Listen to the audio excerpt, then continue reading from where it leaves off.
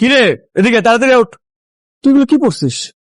বড় বড় কানের দুল, কপালি টিপ, তুই কি নিজের আয়নায় দেখছিস বের হওয়ার আগে যেগুলো খুলে? আমি কি পড়বো সেটা কি তোকে বলে পড়তে হবে? তুই এটা নিয়ে নাক গোলাবি কেন? আমি 110 বার নাক গোলাবো, তোকে দেখে কি মনে হচ্ছে তুই জানিস? তুই বিয়ে বাড়িতে যাচ্ছিস কোনো ভার্সিটিতে নাচে, যেগুলো খুলে।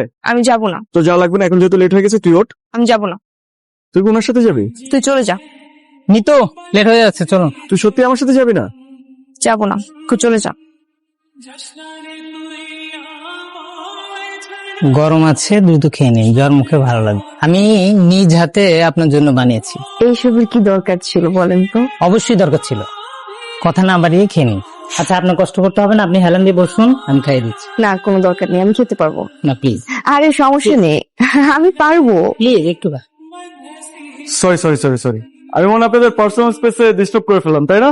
আরে না না ভাই, আপনার ফ্রেন্ডের জ্বর আসছিল তাই আমি নুডলস বানিয়ে দিয়েছি। বসেন না প্লিজ। না না, ইটস ওকে, আপনি প্লিজ ওর টেক কেয়ার করেন, ওকে নুডলস খাইয়ে দেন। তাই বললে হয়? বসুন না, আপনাকেও একটু নুডলস দেই, খেয়ে বলুন আমি কেমন বানিয়েছি।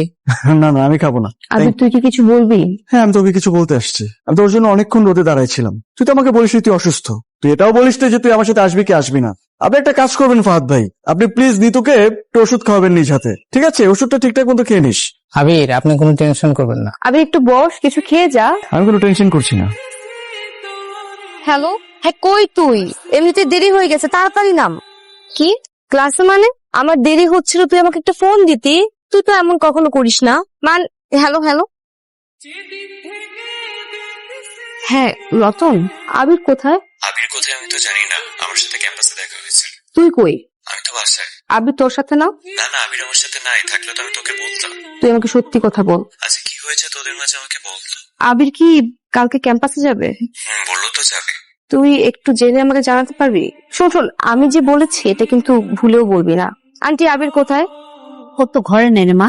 এই মিথ্যেটা আবির আপনাকে শিখিয়ে দিয়েছে তাই না? আবির, আয় আবির, কোথায় লুকিয়ে আছিস? বের হ। আবির বাড়িতে নেই কেন, কি হয়েছে বলতো?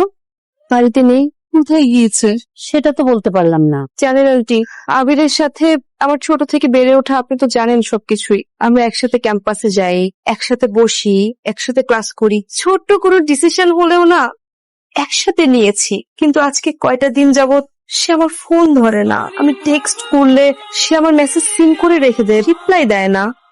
আমি আন্টি, আমি আমি আমি জানি না আমি কি করেছি। আবির আমাকে কিছু বলছেও না। ওকে আমি আমি বাসায় এসেও ওকে খুঁজে পাই না।